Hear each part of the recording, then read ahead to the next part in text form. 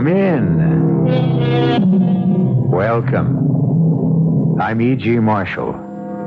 Once again, it's open house here on your dial for mystery and suspense and the excitement of the unknown.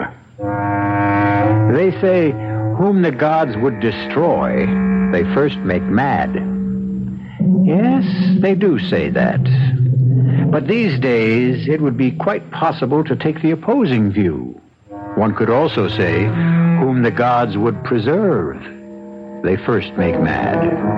More and more, we find our world dominated by the senseless, the irrational, the incongruous, the incredible. And if this is the way things are truly headed, perhaps a touch of madness may be absolutely necessary for survival. I'm sorry I crashed in on you like this, sir. Oh, I hope you're not injured. No, I'm fine. You're playing? I'll examine it in the morning. Then you'll join us for dinner, won't you?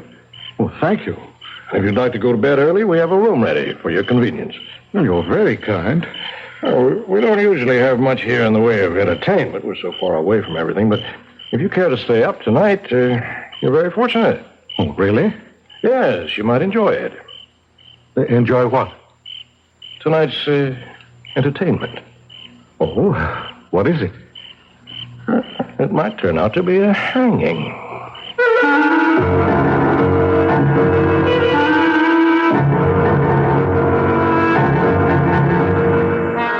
Our mystery drama, A Scaffold for Two, was written especially for the Mystery Theater by Sam Dan and stars John Beal and Brett Morrison.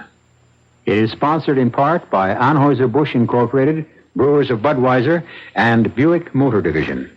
I'll be back shortly with Act One.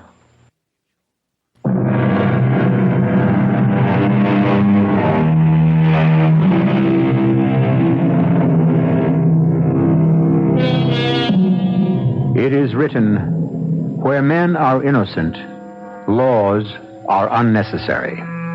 Where men are corrupt, laws are useless. It stands to reason, therefore, that laws are intended for that great mass of us who are in the middle, neither completely innocent nor entirely free of corruption.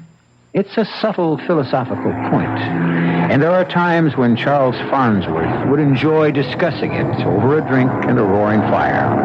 However, this is not one of those times. For the last 2 hours, Charles Farnsworth has been fighting for his life.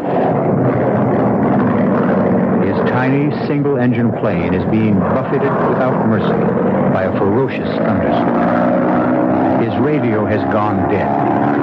His instruments are useless. He has been blown off his course. He has no idea of where he can be. And the needle of his gas gauge is hovering at empty.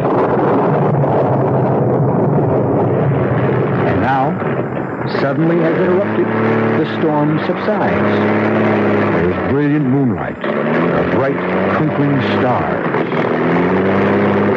And just below him, he can make out a long, gently rolling meadow. He has no choice. He directs the faltering plane downward.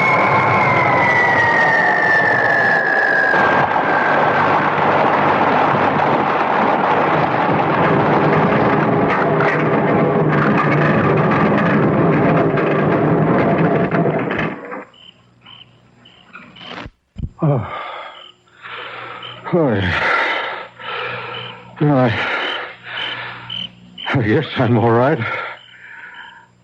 I guess everything's all right, but where am I?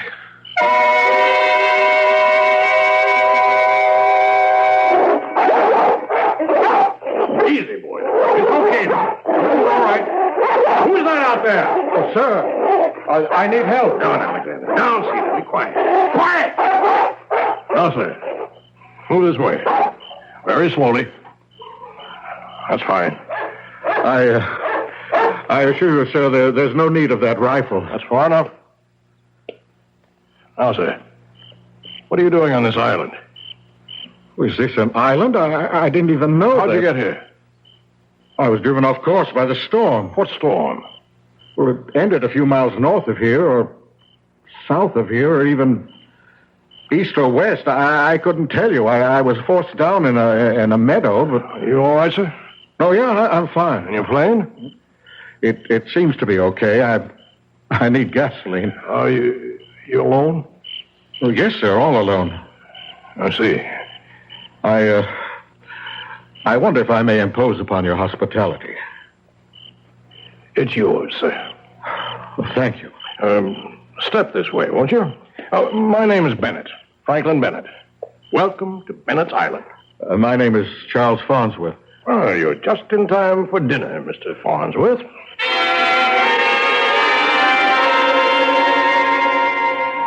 This is Mr. Farnsworth, who will spend the night with us. My daughter, Mayetta. How do you do? What is your sign, Mr. Farnsworth? Sign? Well, Taurus, I think. Mayetta. But it's vital, Father. How's a man to be saved if he's unaware of his sign? And this is my nephew, Conrad. How do you do, sir? Hello. Mr. Farnsworth was forced to land his plane in the South Meadow. I knew it. I could tell he had the earth sign. Mayetta, that's enough. Conrad. Sir? Is there gasoline in the garage pump? It's full, sir. Good. In that case, we can have Mr. Farnsworth up and away tomorrow morning. May I just set another place at the table, please, for Mr. Farnsworth? Yes, Daddy. Conrad, you'll serve. Yes, Uncle Frank. Mix yourself, whatever you like. Everything's on the sideboard. Excuse me. Frank Bennett here. Oh, yes, Wayne. Yes, it's this evening, as we agreed. Midnight, officially. But get here before that. Good. I'll see you then. Well, you all right there, Mr. Farnsworth? Oh, yes, just fine. I'm afraid you'll have to excuse me. Oh, for what, Mr. Bennett? Well, I can offer you dinner and a bed, but regrettably, I'll be unable to entertain you. Oh, that's quite all right. No, it's not all right. I realize I shall be remiss in my duties as a host. But I have a previous engagement, a matter of great importance. Well, I hope I won't be in the way. Oh, not at all, sir. You won't be in the way at all.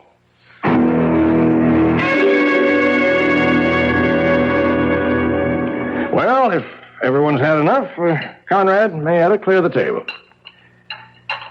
Charles Farnsworth.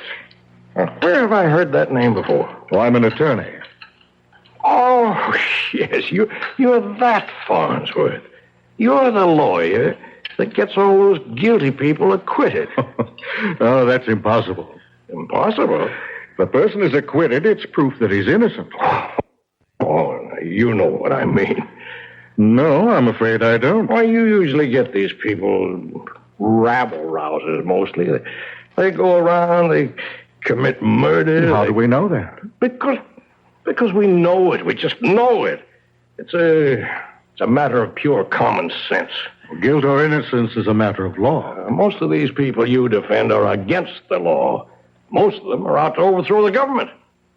And anyway, they're dirty. They're unkempt. Oh, I wouldn't say that. Well, I would. Mr. Bennett, I defend a great many people. Some of them happen to be associated with unpopular causes, and some of them, I admit, are personally quite unappealing, but what would you have? Everyone's entitled to counsel. I know. It's just that I hate to see people get away with murder. If they don't get away with it, if a judge and a jury acquits them, that means they didn't commit murder. That's what's wrong with the system. Well, you could also say that's what's right with the system. Well, I'm doing something wrong right now. I'm having an argument, a serious argument with a man who's a guest under my roof. I apologize. So please, I don't feel in the least. I'm a deep believer in the law, Mr. Farnsworth. And to me, the most sacred of all laws is hospitality. When a man is your guest, in no way should he be made to feel uncomfortable or under a strain. Forgive me for what I said to you before. No, I felt in no way insulted. That's very kind of you. Conrad, Mayetta, come in here, please. Mr. Farnsworth, I'll have to excuse myself for the night. I hope you understand. Yes, of course. Conrad, my guests are beginning to arrive. Show them into the library, will you? Yes, sir. And Mayetta, conduct Mr. Farnsworth to the guest suite. Now, Mr. Farnsworth, you must excuse me. I hope to see you at breakfast in the morning. Good night, sir. Good night. You want some more coffee? Oh, no, thank you. When I asked you your sign, I didn't mean the signs they have in the zodiac, you know? I think so. There are the 4 basic signs, and they're earth, air, fire, water. Oh? Is this some new kind of science? Oh, no. It's an old kind of religion. I see. It's mine. I'm the head priestess. Are you? Yes. I'm maybe the only one. You see, I don't know anyone else who's a member. Oh. No. Most of the folks we have around here are Methodists. We also have some Congregationalists and some Catholics and some Jews. But I can't find anyone who's a member of EWAF. EWAF? Yes. The 4 elements. Earth, water, air, and fire. So far, all we've got is Conrad and me. Well, you can never tell. Maybe there will be more one day. Oh, it's very nice of you to say that. Most people just laugh at me. I'm sure they don't mean any harm. I don't mind. You're a very nice person. You're not at all like most of the people who come to see Daddy. Why do you say that? Because you're a perfect example of the balanced EWAF. I see now. You don't have any sign. You have all 4 of them. Oh, is that good? Oh, that's perfect.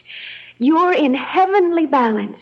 Your fire and water, your earth and air, they don't fight each other. They work together in harmony. Didn't anyone ever tell you that before? No, not that I can recall. Well, as I was saying, most of the folks who come to see Daddy are unbalanced. They're usually too much of one thing. Now, Daddy himself, he's too much fire. And poor cousin Conrad, he's mostly earth. Earth? Yes. You know, it's like he's just there. Well, Daddy said to show you to the guest suite. Yes, I believe so. Now? I suppose now's as good a time as any. Your father, as I understand, has other guests. Yes. If we weren't on the island, you could go to a movie in town. I think I'll just turn in. All right. Come with me. Well, this is quite a place you have here. Daddy built it for Mother. Daddy fought in France during the war, and that's where he met Mother. She was French, you know. And he built her this chateau. That's what they called them in France. I can see. It's lovely. This is your suite. I can only say it's magnificent. You'll find everything you need. You have your private bath through there, pajamas and a robe in the closet. Thank you very much, Mayetta. That's all right. I so rarely meet a person who's in full balance.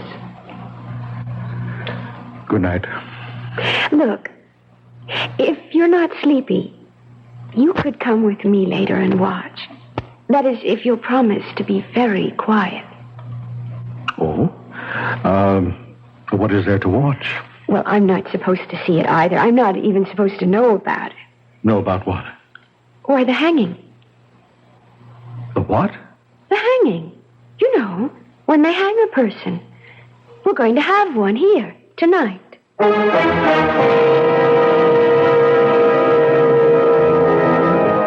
Just like that. How would you like to blunder into this kind of lodging for the night? Charles Farnsworth looks at Mayetta. She's young, but not a child. It's true she babbles a bit and has several, offbeat ideas, but she seems sane enough. What's this about a hanging? Well, you'll just have to wait until I return shortly with Act 2.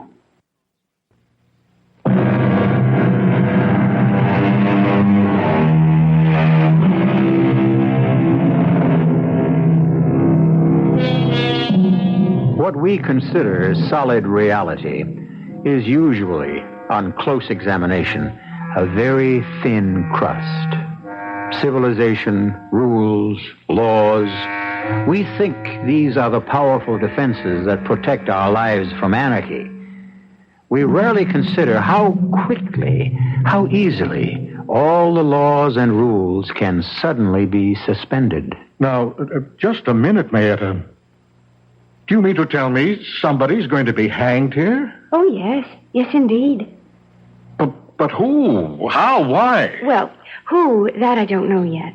But how? Well, they use a rope, you know, and a scaffold. But why? Well, they're holding a trial. Daddy summoned all those people here for a trial. What kind of a trial? I'm not sure I know. But the idea of a trial is to hang someone. No. The idea of a trial is to find out. But they've already got the scaffold built. How do you know? Because I've seen it. You've seen it? Yes. But how can they hold a trial? This isn't a court of law. That's Daddy's business. I would never question him about anything like that. Mayetta, do you realize what you're telling me? What did I tell you? About the hanging. I wasn't supposed to say anything about that. But And since I wasn't supposed to say it, I didn't say it. Mayetta, please, now listen. And since I didn't say it, then you don't know anything about it. But I do. And since you don't know anything about it, then it's not going to happen. But you did tell me. That's what EWAF is truly about. What you don't know about does not exist. But you specifically said someone is going to be hanged here tonight. I said it before I realized I shouldn't have said it. So no, I will unsay it, and it won't happen. Mayetta, this is... I don't know what to think. That's why I like you, Mr. Farnsworth. You don't know what to think. Other people, unbalanced people, they know what to think. And they think I'm crazy, but I'm not. All squared away, I see. Is everything satisfactory? Yes. I've been having a most intriguing conversation with your daughter. Oh? Well, she takes after her mother.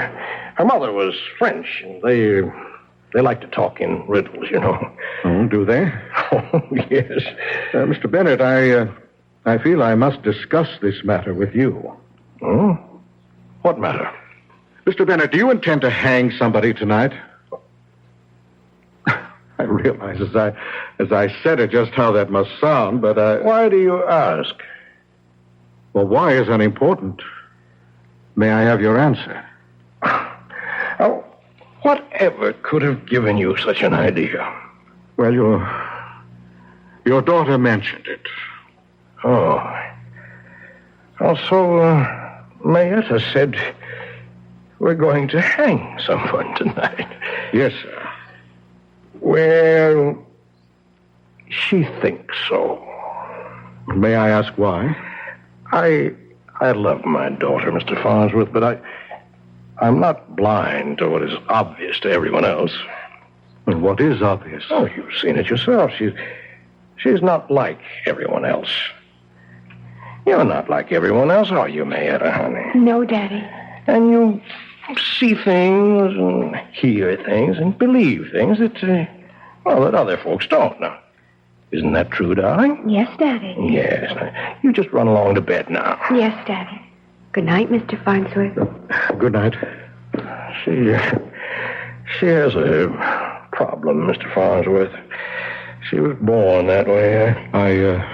I'm sorry. And I realize I'm in a very embarrassing position. Well, let's say no more about it. Well, you're probably wondering now what this gathering is about. Well, we're having a reunion tonight. My old Army outfit. Each year, we become fewer and fewer. Well, I hope you have a good time. Oh, we will. Sir, you spoke of the law of hospitality. All the obligations are not centered on the host. The guest is also obliged to make things easy. Well, thank you. I'll see you in the morning. Sleep well. Good night. Good night.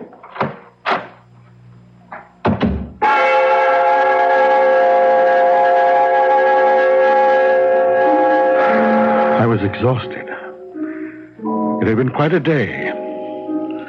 I thought I'd sleep the moment my head touched the pillow, but for some reason I was wide awake. I kept wondering why sleep was eluding me so completely. But of course I knew. I knew there was something mysterious going on in this house. Something was wrong. Maybe it wasn't as deadly as Mayetta had claimed. But I felt certain it wasn't as innocent as her father had asserted. And I also knew that I wasn't going to rest until I found out. And so I fought it no longer. I got out of bed and dressed myself. And I walked quietly to the door. And I turned the handle. And that's when I discovered that it was locked. Locked from the outside. I walked to the window. And I discovered that I couldn't open it. It was a large casement window made up of many small panes. And as I examined them closely, I discovered that they were made of very heavy, leaded, apparently unbreakable glass. And now I knew with crystal clarity I was a prisoner. In the distance, I could hear the sound of approaching cars and men's voices. Something was about to happen. But if it were only an army reunion, why was I locked in this room? And then I heard it. A key was being inserted in the lock. And I could hear it turn. And the door opened slowly. Was someone coming after me? Who? And for what reason? Mr. Farnsworth, Mayetta? you just have to help. What is it? Why have I been locked in here? They're going to have a hanging. But I thought you said... That's before I knew who it was going to be. Well, who is it going to be? Cousin Conrad.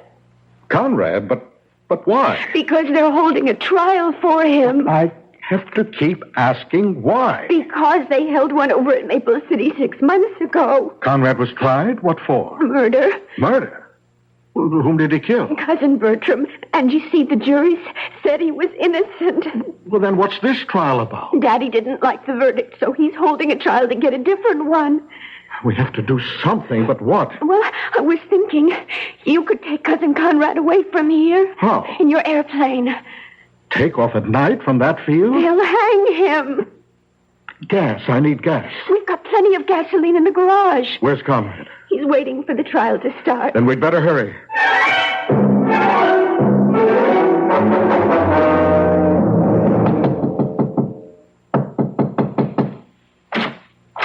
Conrad? Does Uncle Frank want me to come to the library now? He said he'd send for me. No, it's me and Mr. Farnsworth. Conrad, what's supposed to be happening here tonight? I'm to be tried for murder. But I understand you've already stood trial in a court of law. Yes, sir, but Uncle Frank doesn't think it was a fair trial. Well, you were acquitted. I know, sir, but...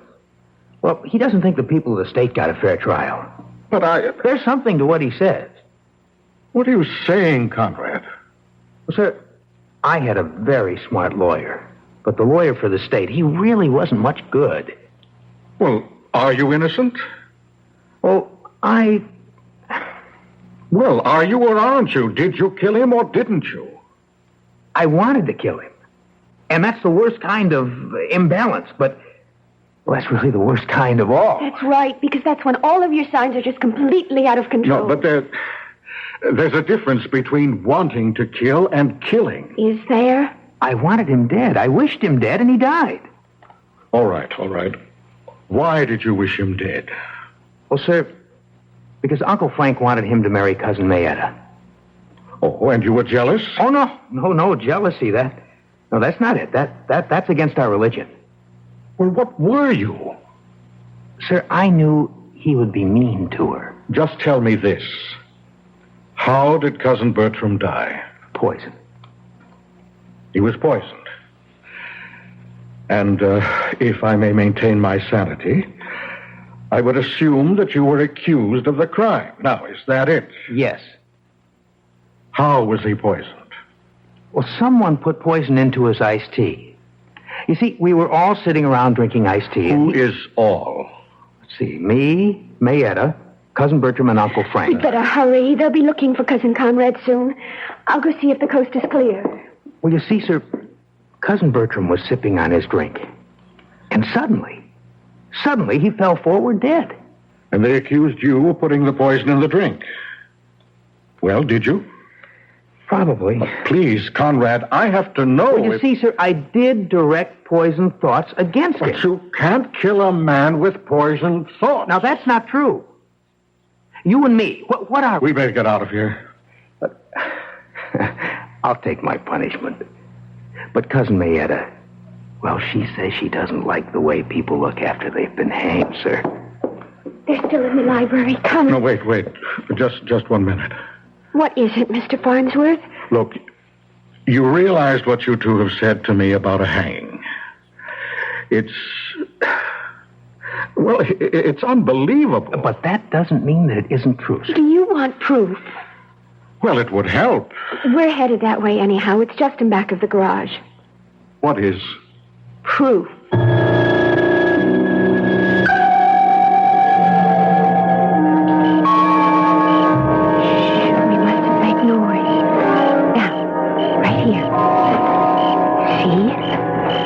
Some of Daddy's friends were here this afternoon. They put it together. I can't believe it's a scaffold. Yes, sir. See, there's the platform. And you walk up those steps.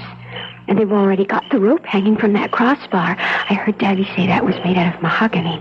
And you stand on a trapdoor. No, that's enough. That's enough. Now, hurry. Let's get the gasoline. I'm going to fly you out of here, Conrad. One moment, please, Mr. Farnsworth. Daddy. My associate's here, and as you can see, we're armed. Mr. Bennett, I intend to take Conrad to my plane. Now, if you want to stop me, you'll have to shoot. That's exactly what I'm prepared to do, Mr. Farnsworth.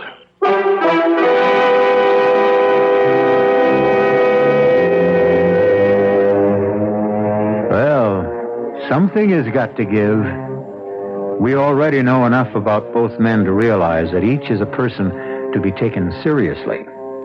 What we have here is the old story about the irresistible force and the immovable object. I shall return shortly with Act 3.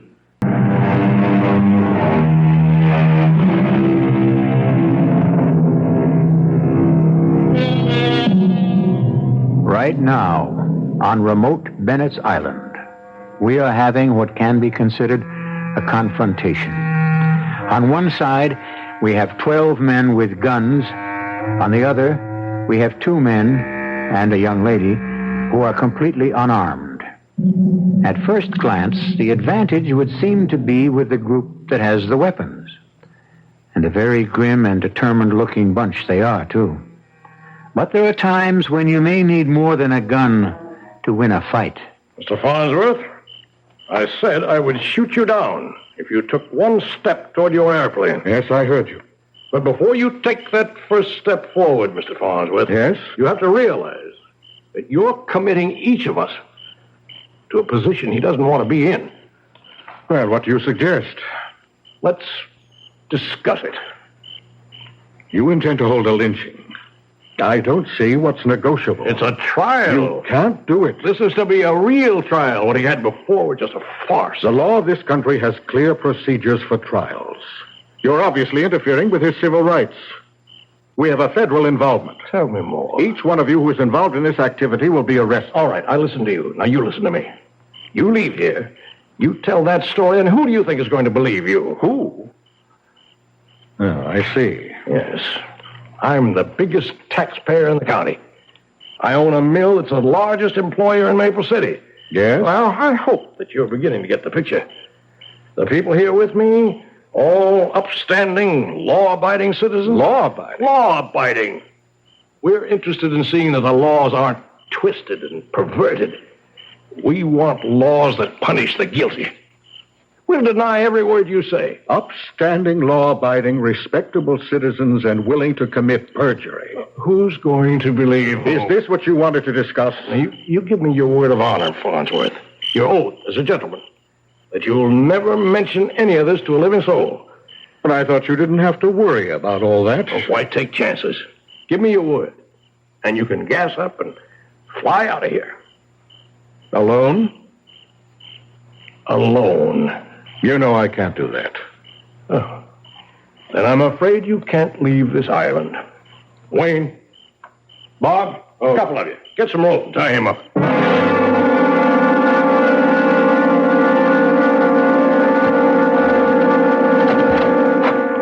Mr. Farnsworth.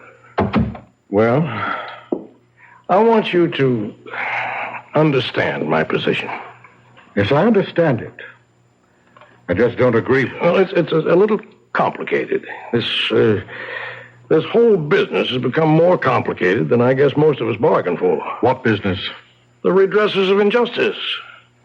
The Redressers of Injustice? That's the name of our organization. We felt, a group of us felt, that there were people who were getting away with murder, and so we decided... You decided to take the law into your own hands? Yes. Where it would be safe. Where it would be honored. Mr. Bennett, we really have nothing to discuss. No, just a minute. Tell me why you want to lynch your nephew, Conrad. I said you didn't understand, and obviously you don't. I love that boy. And you have a remarkable way of showing it. Listen, we formed this organization, as I said. And this is the second time we've met. Oh. So that scaffold has been used before. Yes, it has. You remember reading about a man who murdered a farmer and his wife and their 4 children? Just murdered them for no reason. You remember that, don't you? Yes, I think so. Well, everybody knew he did it. He was seen there. He even bragged about it later on. And he was tried. And he was freed, finally. And you know why? No. Because of some legal mumbo-jumbo. Come, Mr. Bennett, I'm sure you can do better than that. It all had to do with the fact that he wasn't arrested properly. That his confession hadn't been obtained properly. Nonsense like that. Well, it's hardly nonsense. He killed 6 people in cold blood. And a court of law said, go free. And therefore you took the law into your own hands. Yes, we did. And before you say another word, let me ask you if you remember that man's name. No. It was Wayne. George Wayne. And his cousin, Gordon Wayne, is a member of this committee. That should prove something. Well, it proves that some of the greatest crimes can be committed in the name of sincerity. Mr. Farnsworth, I need your help. My help? Yes. Let me tell you the situation here. You see, we started something that looked very good in the beginning, you know. Yes, I know. But now, some of the gentlemen, well, I guess it's like everything else. People lose interest or change their minds, and then there's you.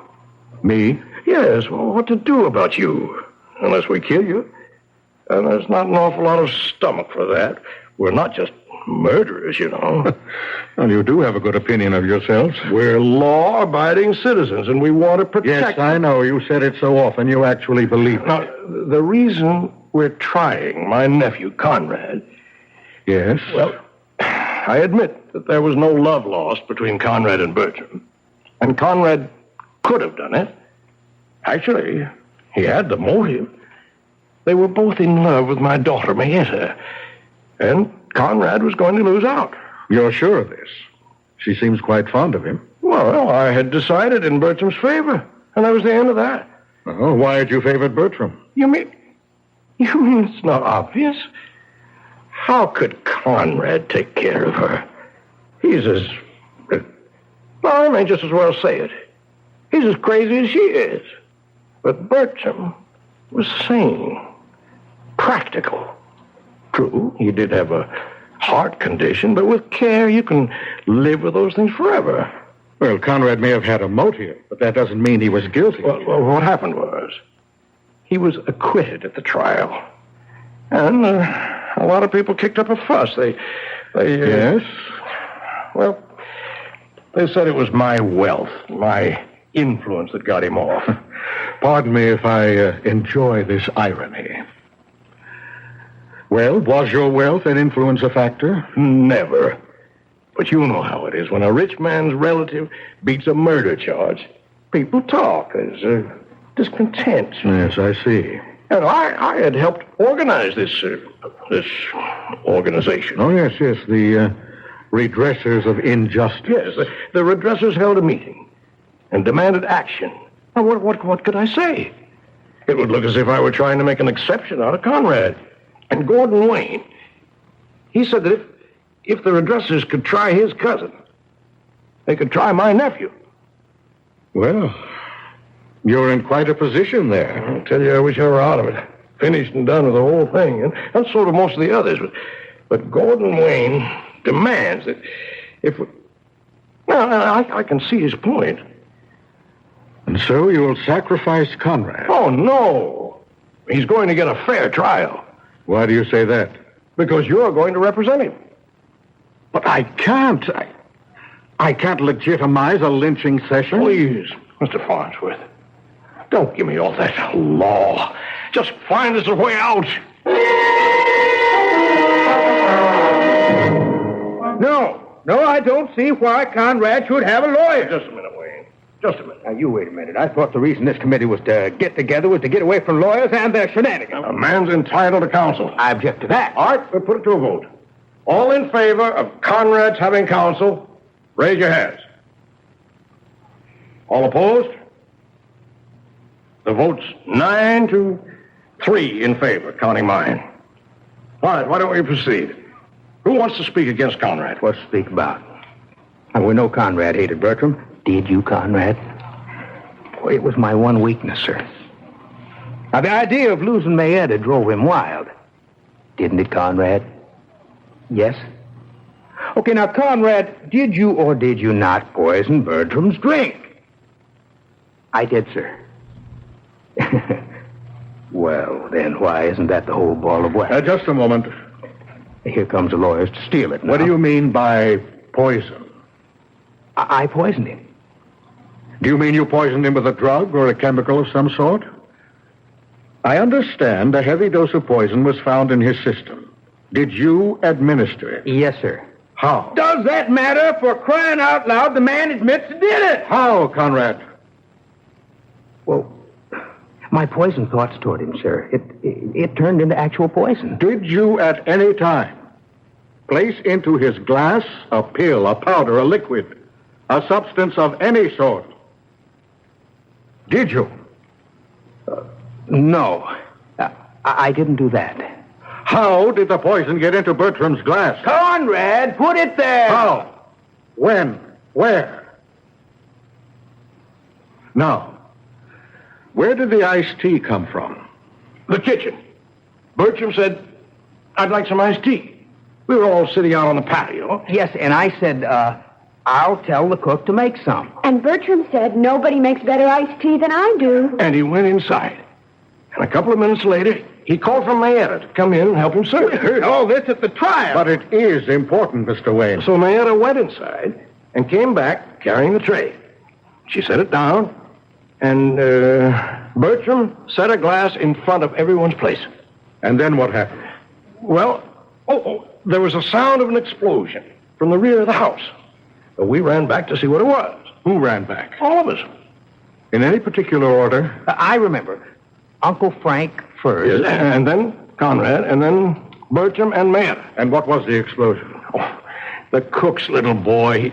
He'd found a firecracker left over from the 4th of July. I see. And then what did everybody do? Well, we all went back to the patio. And everyone picked up his glass and started to drink.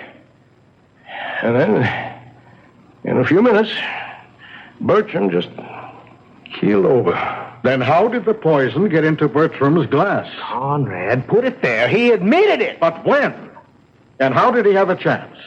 He couldn't do it in the kitchen. Only Bertram and Mayetta were there. He couldn't have done it on the patio because someone would have seen him. He did it when they went out to investigate the noise. How? He was second man out. Bertram and Mayetta were still on the patio. When they came back. Did you all come back together? Yes, we did. This is the same kind of hocus pocus the lawyer pulled at the trial. Now, Conrad admitted it. He can admit anything he pleases. It doesn't work unless and until we can show he put the poison in the glass. The thing was put into the drink after the glasses were set out. No, it wasn't. Mayetta, what are you saying? Yes, Mayetta? Well, you all should have asked me. Nobody ever asked me before. As I came into the kitchen, I saw Cousin Bertram place a pill into one of the glasses. A pill? Well, he always took pills for his heart. I didn't think anything of it. But then we set the glasses down. I saw him put the one with the pill in it in front of Cousin Conrad. Uh-oh, I thought. He made a mistake. So I just put the glass with the pill in it back in front of his chair. You changed the glasses? Oh, yes. I was going to call it to his attention, but everybody started to run to the back of the house, so I just changed them myself. But, Mayetta, that was not a pill. That was the poison that killed him. Oh, no. No, Conrad is right. The poison that killed him was Conrad's mean and unbalanced thoughts. But Conrad has atoned. He's balanced now. Mayetta, why would Bertram want to kill Conrad? Oh, Bertram. Bertram was unbalanced. Everyone knew that. He was so angry because I told him I could never marry him as long as Conrad was alive. What? We love each other so much. Gentlemen, the defense rests.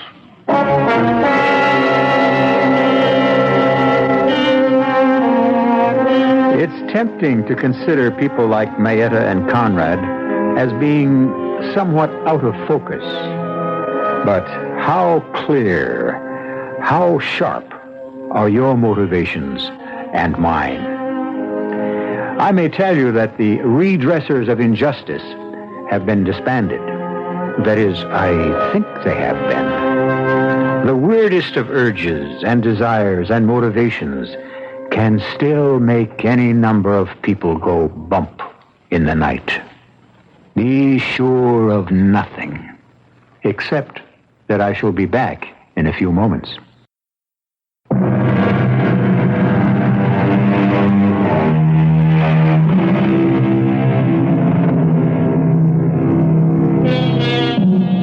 As they say, you take the law in your own hands only to manhandle it. We hope Mr. Bennett has learned his lesson, as have Mr. Wayne and the rest of the Redressers of Injustice.